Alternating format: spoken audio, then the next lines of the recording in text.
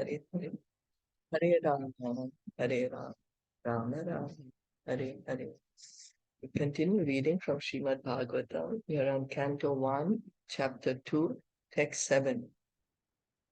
Vasudeve Bhagavate Vasudeve Bhagavati Bhakti Yoga Prayojita Bhakti Yoga Prayojita Janayati Ashu Vairagyam Janayati Ashu Vairagyam Jnanam Chai Yad Ahaitukam. Yanam Chat Yad Ahitukam.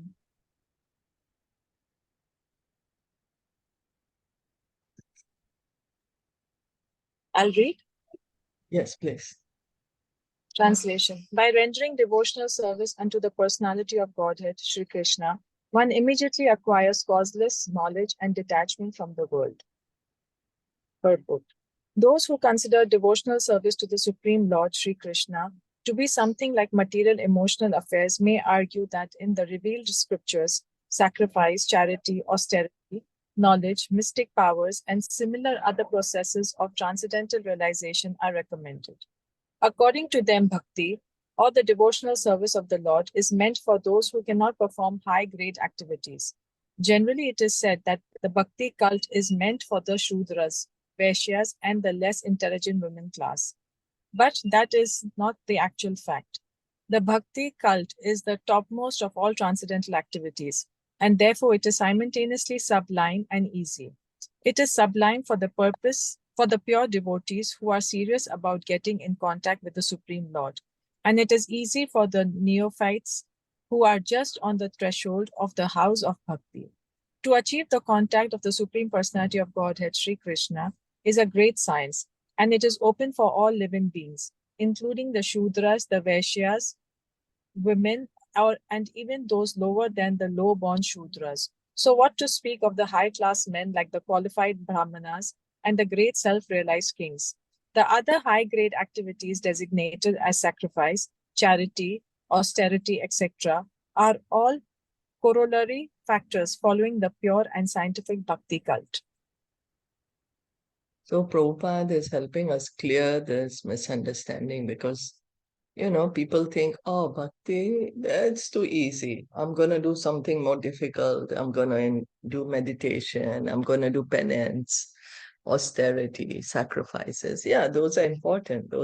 But those are just supplements to bhakti. Bhakti is what is actually going to help us revive our relationship with Krishna. So bhakti is easy and sublime. And that is the only way that we can approach Krishna, not by other ways. No amount of sacrifice, charity, penance. Only bhakti can bring us to Krishna. And bhakti is open for everyone. It's not that it's only for certain class of people or certain community or certain gender, no, or a certain country. No, everyone, anyone, because we each of us are individual souls. We each of us is part and parcel of Krishna.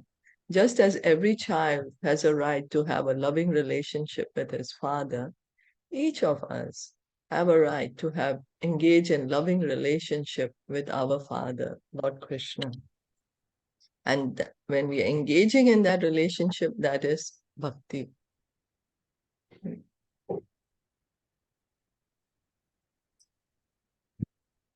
The principle of knowledge and detachment are two important factors on the path of transcendental realization. The whole spiritual process leads to perfect knowledge of everything material and spiritual.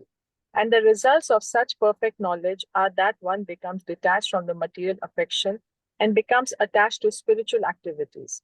Becoming detached from material things does not mean becoming inert altogether, as men with a poor fund of knowledge think. Karma means not undertaking activities that will produce good or bad effects. Negation does not mean negation of positive. Negation of the non-essentials does not mean negation of the essential. Similarly, detachment from material forms does not mean nullifying the positive form. The bhakti cult is meant for realization of the positive form. When the positive form is negative form are automatically eliminated.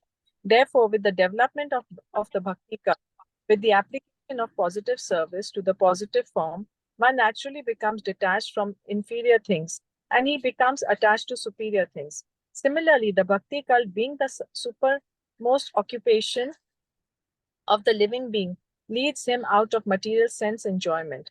That is the sign of a pure devotee. He is not a fool, nor is he engaged in the inferior energies, nor does he have material values. This is not possible by dry reasoning. It actually happens by the grace of all the Almighty. In conclusion, one who is a pure devotee has all other good qualities, namely knowledge, detachment, etc. But one who has only knowledge and or detachment is not necessarily well acquainted with the principle of bhakti cult. Bhakti is the supermost occupation of the human being.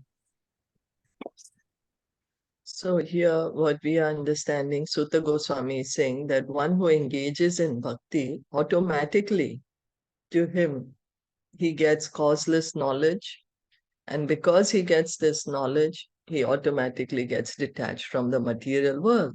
So the more he engages in bhakti, the more he gets attached to bhakti, the more knowledge he gets, and the more he gets detached from the material world is simultaneously, like when we eat food. When we are eating food, simultaneously we will feel our hunger going away. We'll feel satisfied. We will feel nourished. It's automatic. So when one engages in bhakti, by the mercy of Krishna, one gets this knowledge, transcendental knowledge of our real position, of our constitutional position. And because one realizes the knowledge, automatically he has no attachment to the material things, understanding, oh, this material world is temporary. This is not our real position. So as one gets, when one has a real thing, then one does not need the imitation. You have some real jewelry, then you don't want imitation. So like that, because the devotee he has Krishna. He's engaging in devotional service. He's understood himself as the spirit soul, part and parcel of God. So he's no more interested in material sense enjoyment. So everything he's doing by the mercy of Krishna is pure devotional service. Right? This is what it's trying to say. That the reality exists in the spiritual world. This is what we have to understand. The material world is temporary. So what is permanent? Permanent is the spiritual world. In the material world, our bodies are temporary. So what is permanent? Our spiritual body in the spiritual world, that is permanent. So all this happens, all this knowledge one gets when one engages in bhakti. And with the knowledge comes detachment. So bhakti is the supermost occupation of the human being. The living entity is his occupation, is bhakti, even in the liberated state.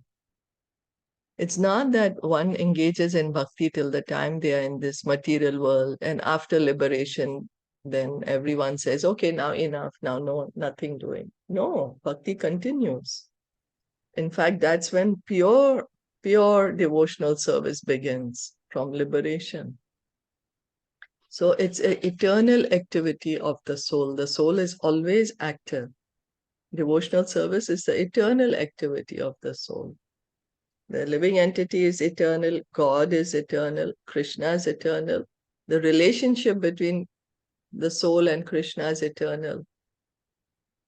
And devotional service is eternal.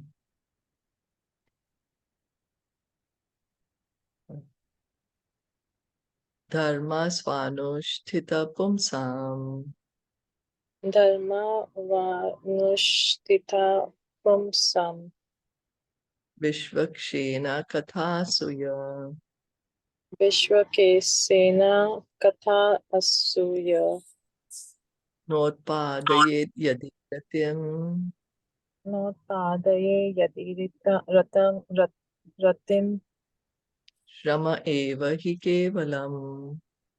Shrama eva hi kevalam.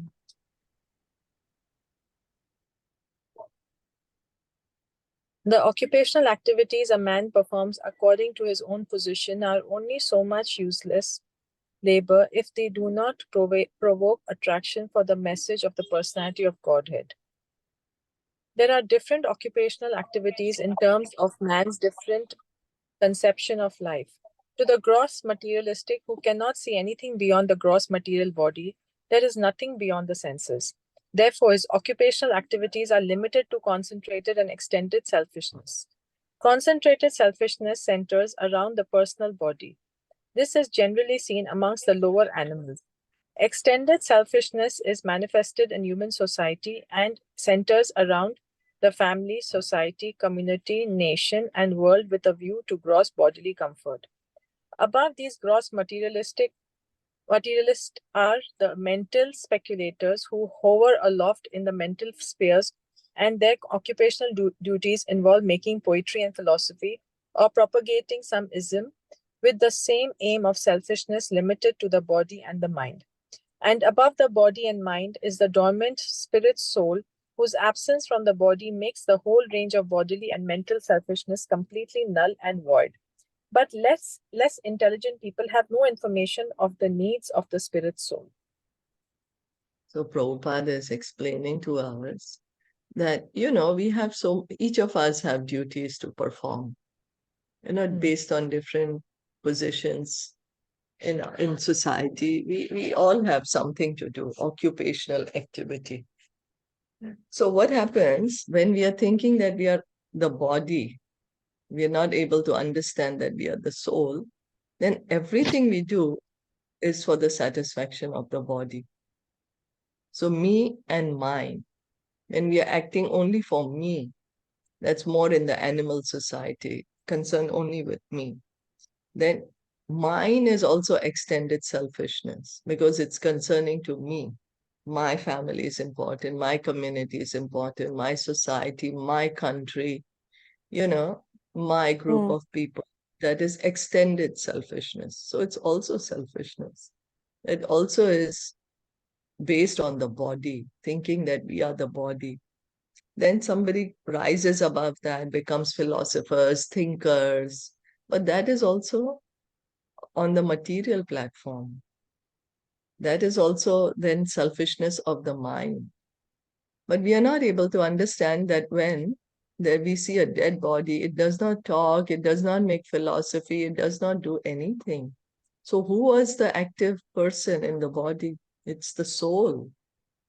So what is the needs of the soul? What does the soul have to do? Okay, let's read on then.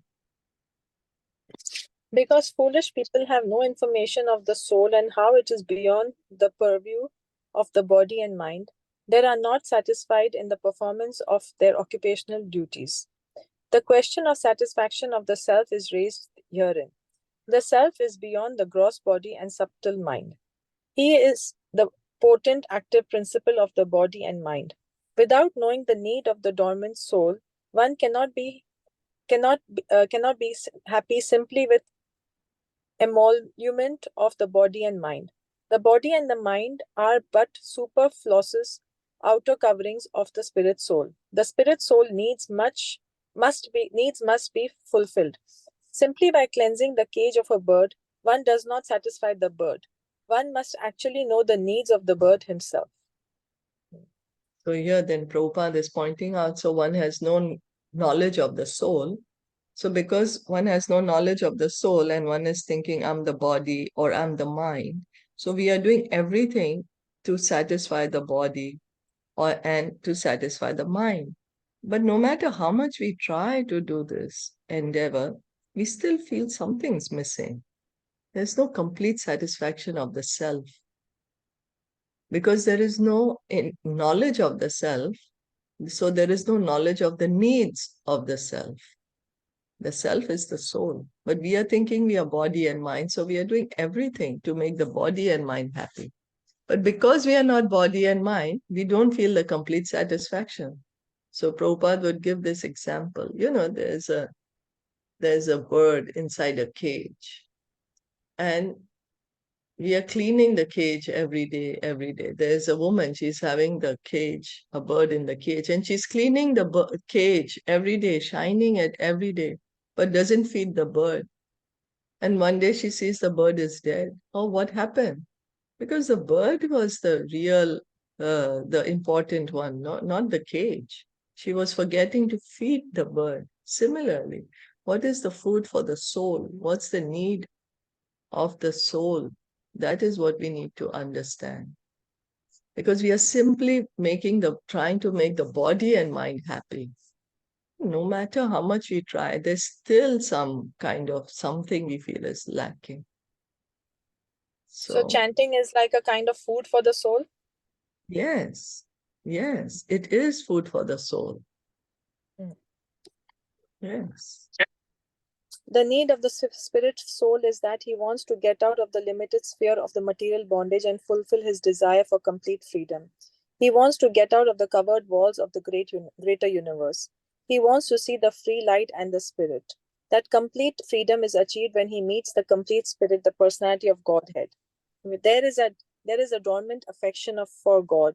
Within everyone, spiritual existence is manifested through the gross body and mind in the form of perverted affection for gross and subtle matter. Therefore, we have to engage ourselves in occupational engagement that will evoke our divine consciousness. This is possible only by hearing and chanting the divine activities of the Supreme Lord. And any occupational activity which does not help one to achieve attachment for hearing and chanting the transcendental message of Godhead is said herein to be simply a waste of time. This is because other occupational duties, whatever ism they may belong to, cannot give liberation to the soul. Even the activities of the Salvinists are considered to be useless because of their failure to pick up the fountainhead of all liberties. The gross materialistic can practically see that his material gain is limited only to time and space, either in the world or in the other. Even if he goes up to the Swargalok, he will find no permanent abode for his hankering soul. The hankering soul must be satisfied by the perfect scientific process of perfect devotional service. So what is the need of the soul? Here Prabhupada is saying, the need of the soul wants to meet God. There is a loving relationship that every soul has with God. That's what we are looking for. We're looking for Krishna everywhere, but we are trying to find him in the wrong place. We are trying to find it in material things. We are thinking that by enjoying the material body or the mind, we will be able to we'll be able to meet Krishna. But it's only when we hear and chant, then that's when we will be able to revive our love for him. Because this dormant affection is there, the bond is there. The natural affection between the soul and God is there. We simply have to revive it. The soul wants to go back home, back to Godhead, wants to get out of this material world, wants freedom. Here we are thinking we have freedom. Oh, I can do whatever I want. Nobody's telling me what to do. But we don't realize that we are bound by the modes of nature. The modes are binding us, that they're keeping us here in the material world. But when we engage in devotional service, hearing and chanting, then we can get free of the modes. So any occupation which does not bring us to hearing and chanting about the Lord, that is useless waste of time. This is what Bhagavatam is saying. Shrava eva hi kevalam. That Shrama eva hi kevalam, that you did so much, you engaged your time and energy and activity, but what is the result? Didn't engage in hearing and chanting. So that's why it's a waste of time, because that's the need of the soul. Just took care of the body, but not of the soul. So the food for the soul is hearing and chanting. There is this innate desire in all of us to revive this relationship with God. So, and we may think that, okay, I'm going to do some pious activities. But what will happen is pious activity will bring us to heavenly planets, Swarglok. But even reaching Swarglok, because Swarglok is also in the material world, still our hankering will never go away. Because it's still in the material realm, there is still the restrictions of the material world. We are still not able to see God face to face, be in our relationship with God. So, sorry, I'm sorry. So even if we think, okay, I'm going to do pious activity, go to the heavens, maybe I'm not enjoying enough here in the earth, maybe I can enjoy more in the heavens. But because the heavenly planet, Swarglok, is also in the material world, it is not going to satisfy our soul. Only devotional service can satisfy the soul. That's the food of the soul. For example, we put oil, petrol in the car. But for the human being, okay, we may be driving the car every day. We love the car and we have to put petrol in the car. But we have to eat whatever we want to eat, no? Bhaji, rice, chapati, or pizza, or whatever. We can't eat petrol. So similarly, the body needs this kind of food, or bhaji, rice, or pizza, or whatever. But the need of the soul is to hear and chant. Is that okay? Yeah. So yeah, we need to feed the soul to feel complete satisfaction. Text 9. Dharmasya hi apavargasya Dharmasya e apavargasya nartho rathayupakalpate nartho rathayopakalpate narthasya dharmaikantasya narthasya dharmamaikantasya kamo labhaya hi smritah. kamo labhaya hi smitah.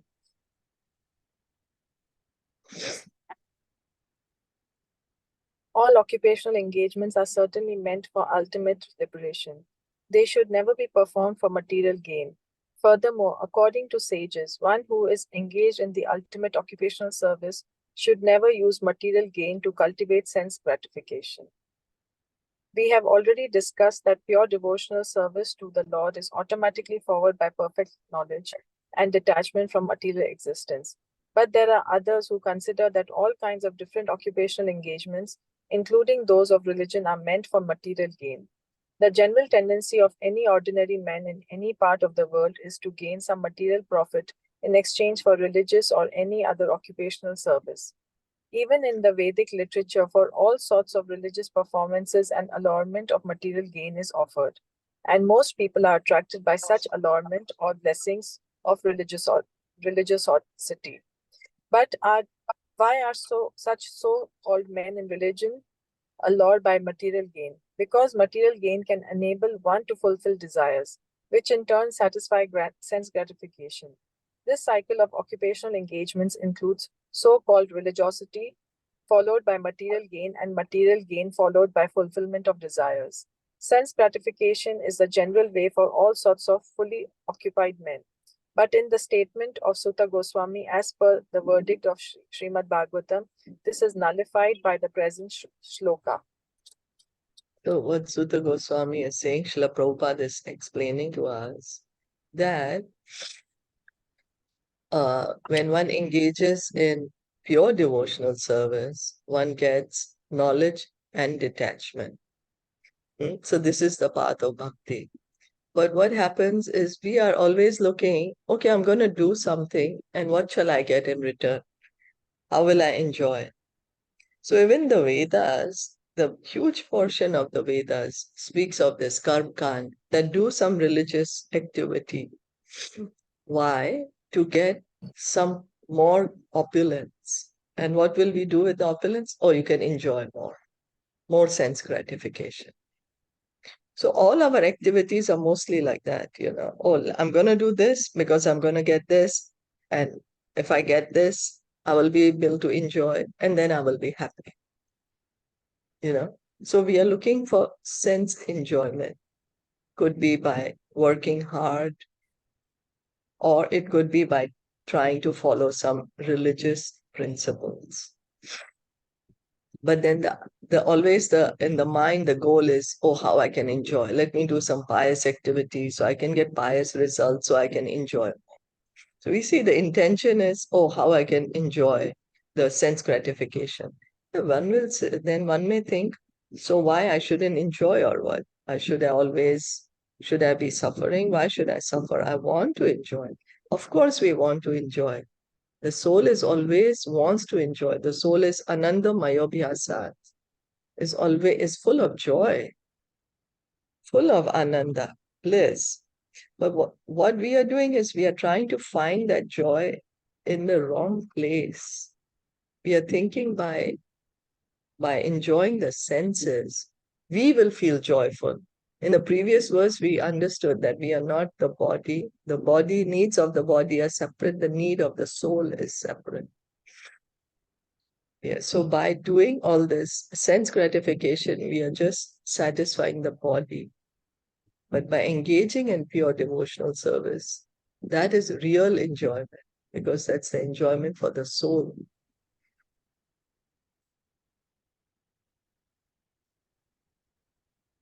One should not engage himself in any sort of occupational service for material gain, nor should material gain be utilized for sense gratification. How material gain should be utilized is described as follows. So, as we just said, no, we are doing something because we are saying, I'm going to get something out of it. I'm going to get something and I will enjoy my senses. Now, Sutta Goswami is saying what we should do with with the result of our activity. Kamasya nendriya pritir Kamasya nendriya prite labho jiveta yavata labho jiveta yavata jivasya tattva jigyasa jivasya tattva jigyasa nartho yash cheha karmabe. nartho yash cheha karma vipip.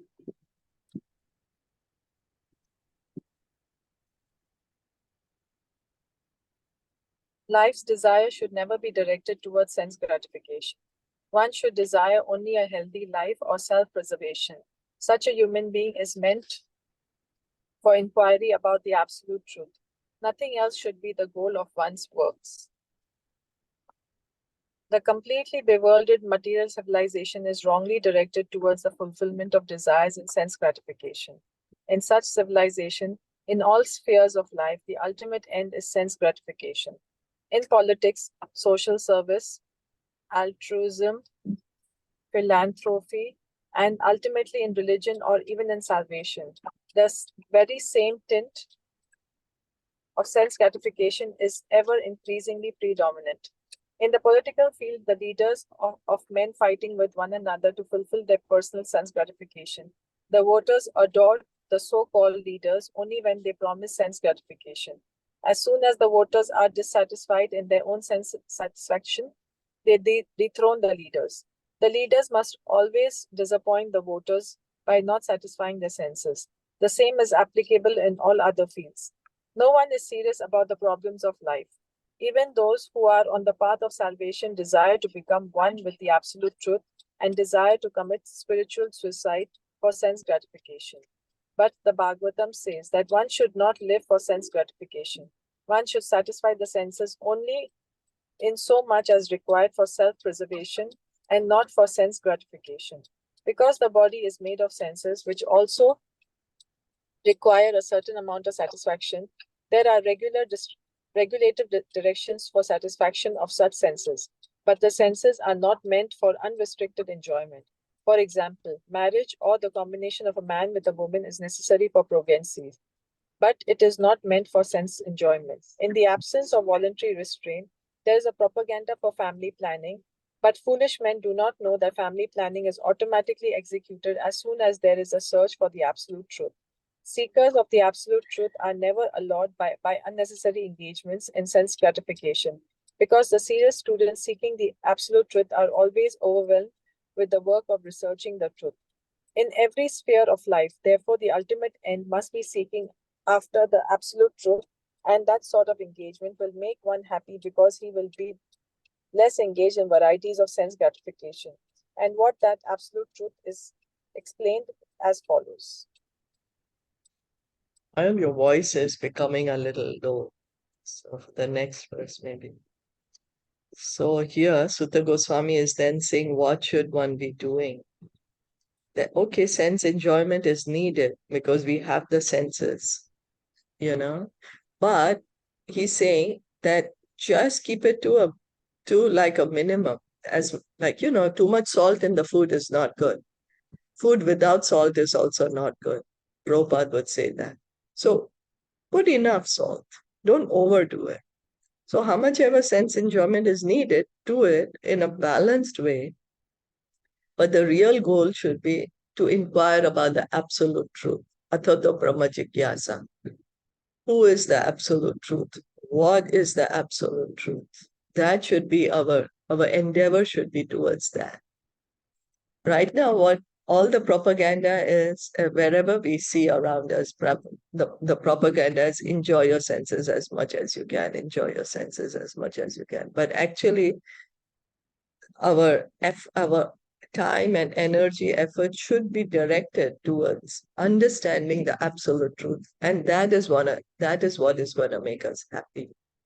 That is what will make us satisfied. Inquiry into the absolute truth. Prabhupada is saying someone want to commit spiritual suicide. What is spiritual suicide? We are spirit souls, so we can never die. But temporarily, when soul wants to merge into the existence of God, when the soul wants to merge into the Brahman, so temporarily the soul becomes inactive. That is spiritual suicide. That is also a type of sense gratification. So this is also not recommended. One should give up this kind of sense gratification and should have the the the real desire to know the absolute truth.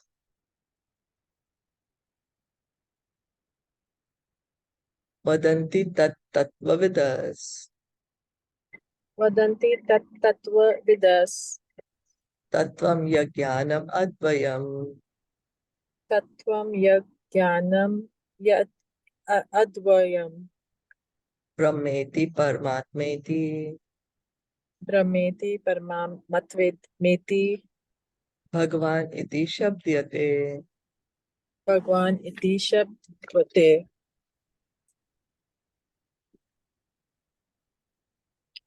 Learned transcendentalists who know the absolute truth call this non-dual substance Brahma, Paramatma, or Bhagwan.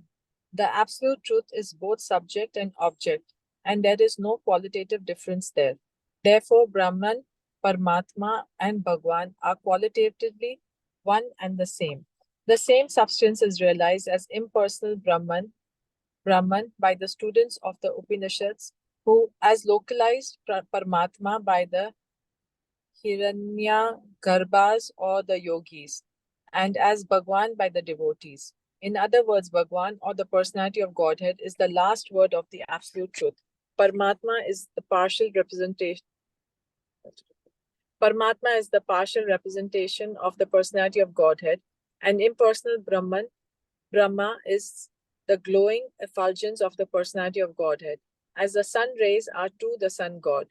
Less intelligent students of either of the above schools sometimes argue in favor of their own respective realizations, but those who are perfect seers of the absolute truth know well that the above three features of the one absolute truth are different perspective views seen from different angles of vision.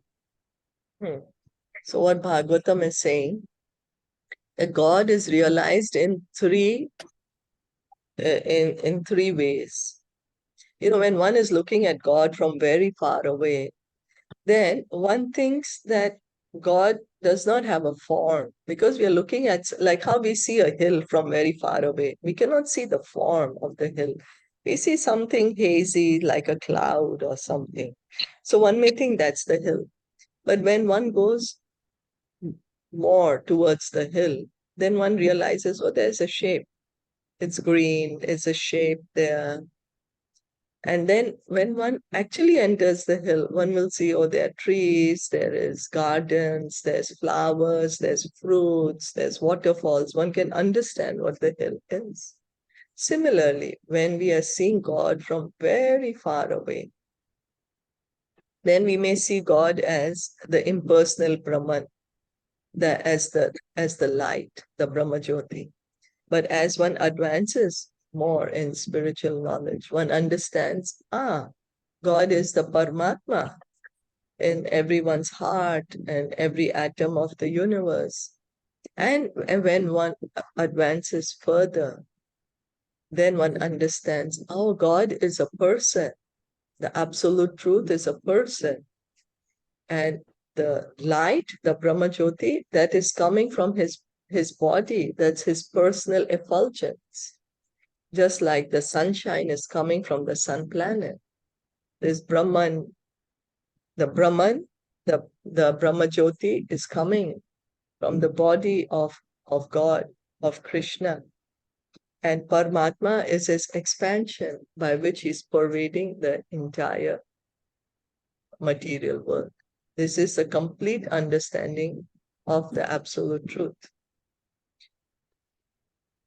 So the partial understanding is to understand God as the Brahman or Paramatma or Bhagwan. But the complete understanding is understanding that, Bhagwan, he's the personality, the Brahma Jyoti is coming from his body. Paramatma is his expansion by which he is pervading the entire universe. Is that okay? Yeah. As it is explained in the first shloka of the first chapter of Bhagavatam, the supreme truth is self-sufficient, congruent, and free from the illusion of relativity. In the relative world, the knower is different from the known. But in the absolute truth, both the knower and the known are one and the same thing. In the relative world, the knower is the living spirit or superior energy, whereas the known is inert matter or inferior energy. Therefore, there is a duality of inferior and superior energy, whereas in the absolute real, both the knower and the known are of the same superior energy. There are three kinds of energy of the supreme energetic. There is no difference between the energy and the energetic, but there is a difference of quality of energies. The absolute realm and the living entities are of the same superior energy, but the material world is inferior energy. The living being in contact with the inferior energy is illusioned, thinking he belongs to the inferior energy. Therefore, there is the sense of relativity in the material world. In the absolute, there is no such sense of difference between the knower and the known, and therefore everything there is absolute. So Prabhupada is explaining that the supreme truth is self-sufficient. God does not need anything else from anyone else. He can very well, he's Atmaram, he's self-satisfied. He doesn't need anything external to satisfy him. He's all-knowing, and he never comes under illusion. Never gets covered by the material energy. So this relative world, this material world. Material world, we, the spirit souls, we are the superior energy. The material energy is made up of the material elements, which are not conscious. They're inert matter. And that's why the material energy is called inferior energy, because it's not conscious. We see our tables, our chairs, they're not conscious, our laptops or mobiles. We are very attached to them, but they're not living. They're not, there's no soul inside, it's just matter. So in the relative world, in the material world, there is a difference between the soul and the things that we are interacting with. That is matter. Matter is inferior energy. The soul is superior energy. But we are thinking that we are belonging to the inferior energy. We are thinking we are the body. And that's what's keeping us here in the material world. But actually, we are spirit soul. We are spiritual energy. But in the spiritual world, everything is spiritual. And whatever we interact with is spiritual. God is spiritual. God is Satchidananda. We are Satchidananda. So everything is absolute. There's no difference in quality. The quality is the same of the individual soul, and the quality is same of God. The quantity is different, but quality is same. Satchidananda. God is Satchidananda because we are his part and parcel. We are Satchidananda. But of course, God is the complete whole, and we are only a tiny, tiny part of God. So quantity is different. This is what we are trying to understand here.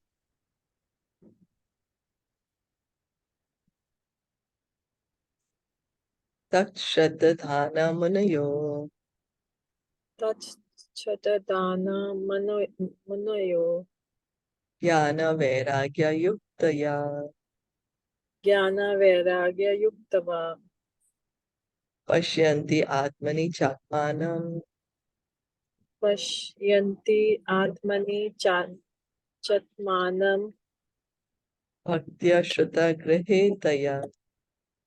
Bhakta Shruta Grahedaya.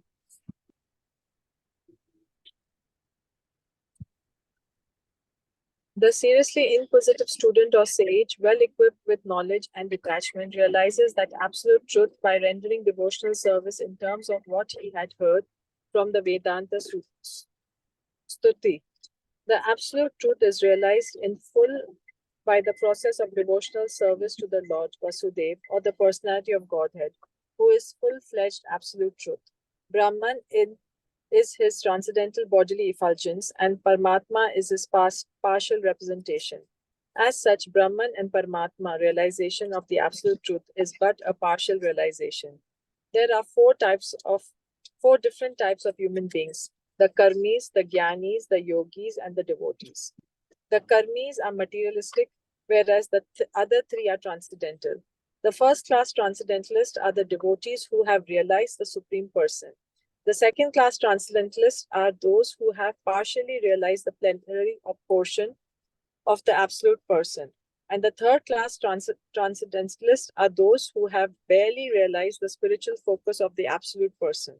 As stated in the Bhagavad Gita and other Vedic literatures, the Supreme Person is realized by devotional service, which is backed by full knowledge and detachment from material association. We have already discussed the point that devotional service is followed by knowledge and detachment from material association. As Brahman and Paramatma realization are imperfect realizations of the absolute truth, so the means of realizing Brahman and Paramatma, that is, the paths of Gyan and Yoga, are also imperfect means of realizing the absolute truth. Devotional service, which is based on the foreground of full knowledge combined with the detachment from material association, and which is fixed by the oral reception of the Vedanta Stuti, is the only perfect method by which the seriously inquisitive student can realize the absolute truth. Devotional service is not therefore meant for the less intelligent class of transcendentalists. There are three classes of devotees, namely first, second, and third class. The third class devotees, or the neophytes, who have no knowledge and are not detached from material association, but who are simply attracted by the preliminary process of worshipping the deity in the temple, are called material devotees. Material devotees are more attached to material benefit than transcendental profit. Therefore, one has to make definite progress from the position of material devotional service to the second class devotional position. In the second class position, the devotee can see four principles in the devotional line, namely the personality of Godhead, his devotees, the ignorant, and the envious. One has to raise himself at least to the stage of a second class devotee and thus become eligible to know the absolute truth. So here, Sutta Goswami is saying that one who's really serious to understand the absolute truth, then he can actually realize the absolute truth only by devotional service. Because we already heard by devotional service, automatically one will get knowledge and detachment. So one then automatically will be able to realize the absolute truth. And in the previous verse, we heard that Brahman, Paramatma, and Bhagwan. So there are three types of transcendentalists: Brahman, Paramatma, Bhagwan. So we can say that as one begins the spiritual journey. So Prabhupada is pointing out there are four types of people. One are karmis, those who are not at all interested to find the absolute truth.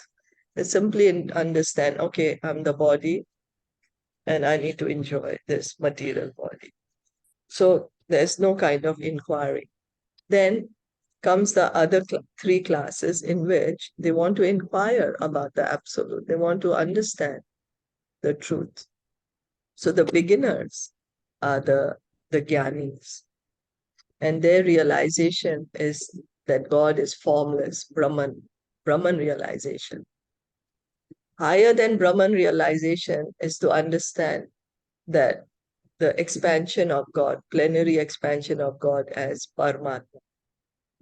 But the perfect realization is Bhagwan, realization of God as a person, and complete understanding that God is a person. The Brahmajyoti is coming from his body.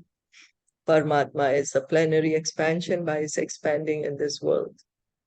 So the Brahman realization one gets by following the path of Gyan. That is a preliminary one. Just as, when we are studying high school, after we graduate high school, we do undergraduate. Then we learn more in undergraduate. Then we want to go further into a subject. We do graduate studies. So we learn even more. And then we do PhD, right, to master the subject, like that. So the beginning of God realization is understanding God is Brahman. As one goes further, one will understand he's Paramatma. One will go further, he'll understand he's Bhagwan. Of course, one can come directly to Bhagwan by engaging in devotional service. So we are understanding that Brahman is a partial realization. This realization one comes by following Gyan. So the Gyan process means it's just going to give us a partial realization, means it's not going to give us perfect understanding. Paramatma realization comes by performing the yoga process. But Paramatma realization is also partial realization, means the yoga process is also not a perfect realization. Complete realization is by devotional service. So devotional service is the perfect path to understand the absolute person, the absolute truth. So we are all encouraged to take up the devotional service, the path of devotional service. Because when we engage in devotional service, one will automatically get this full knowledge and detachment from the material world. So then devotional service. Now devotees are three types. The first type, where there is no knowledge, there's no detachment as yet, because it's just a beginner, just beginner. Thinking that God is only in the temple, not understanding God is also in everyone's hearts. So this is the neophyte devotee, still has a lot of material desires. Because when you're beginning, so it happens. It's still glorious because they've come to Krishna. Doesn't mean that the beginner devotee is not good. No, very glorious, very fortunate, at least has come to Krishna. at least has begun devotional service. But what we are encouraged is to come at least to the second class position. Second class position where we can understand that the object of love is God. The devotees, he makes friendship with the devotees. He's able to understand who are the devotees. He makes friends with them. He's able to understand who are the innocent, the ignorant. So he gives them knowledge, gives them mercy, teaches them about Krishna, and understands who are the atheists, the envious, and he stays away from them. So we are encouraged to come to this, at least this second class platform, the Madhyam platform, the preacher, because he wants to give Krishna consciousness to everyone. Or rather, he chooses who he wants to give to, and that's okay. He's making distinction. Okay, these people seem to be favorable to hear Krishna Katha, so he'll speak to them. These people seem to be not favorable to hear, so let me not disturb them.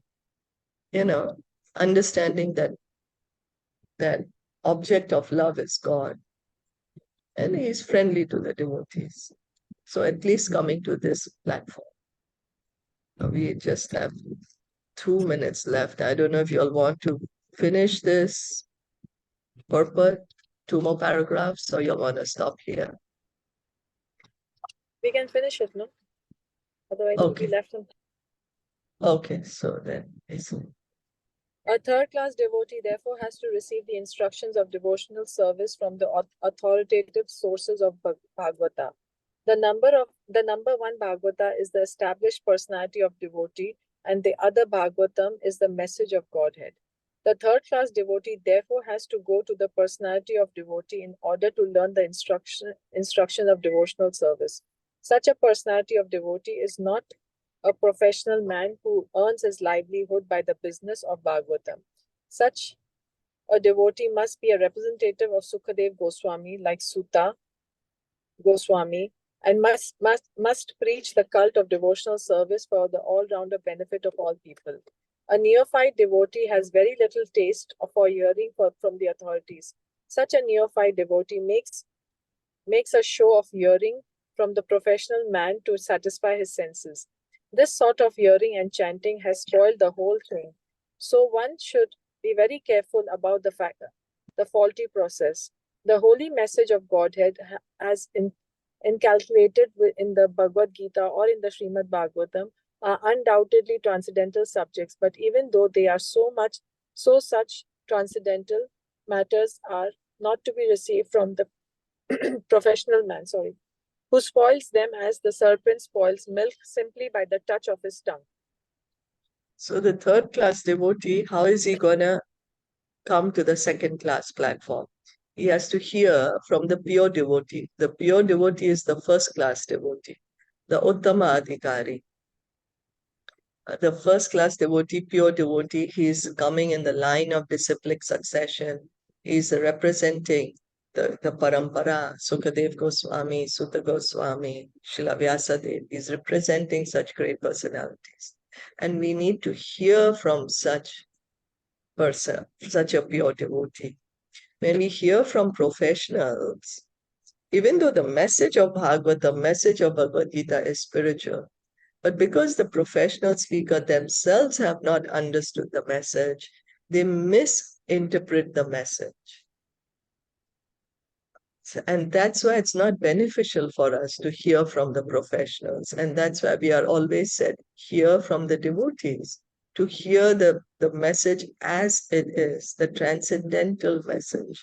By hearing from professionals, because they themselves have not understood it, they themselves have not heard it in the disciplic succession. So they don't have the knowledge proper, the knowledge as it is. So hearing and chanting should be done from the devotees who are coming in the disciplic succession, the pure devotees. Milk is good, but milk, when it's touched by the lips of a serpent, becomes poisonous. Right? So Bhagavad Gita, Srimad Bhagavatam, always transcendental, but need to hear from the devotees, not from professionals. A sincere devotee must therefore be prepared to hear the Vedic literature like the Upanishads, Vedanta, and other literatures left by the previous authorities or Goswamis for the benefit of his progress. Without hearing such literatures, one cannot make actual progress. And without hearing or following the instructions, the show of devotional service becomes worthless and therefore a sort of disturbance in the path of devotional service. Unless, therefore, devotional service is established on the principles of Shruti, Smriti, Purana, or Pancharatna authorities, the make show of devotional service should at once be rejected. An unauthorized devotee should never be recognized as a pure devotee. By assimilation of such messages from the Vedic literature, one can see the all pervading localized aspects of the personality of Godhead within his own self constantly. This is called samadhi. So devotional service is not something for a make show or to cheat the people. The principles of devotional service is we need to hear the scriptures, hearing from the devotees, but that needs to be done. Without hearing, we won't be able to make any progress. Hearing and then applying what we are hearing into our life. As Prabhupada is saying, the show of devotional service is worthless. Just saying I'm a devotee is no use. We have to hear and chant.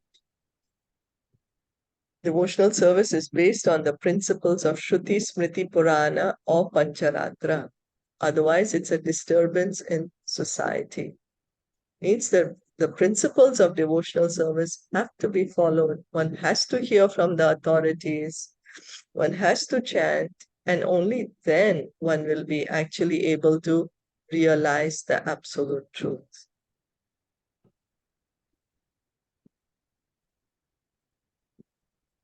So it's not that one says that there are no principles of devotional service. No, there are principles of devotional service, and one needs to follow them. That is what we are being said. So we'll stop here for today. Are there any questions, comments? All okay. Okay, thank you so much for listening in and joining in. Shri Prabhupada ki jai, Srimad Bhagavatam ki jai, Gaur Bhakta Vrinda ki jai.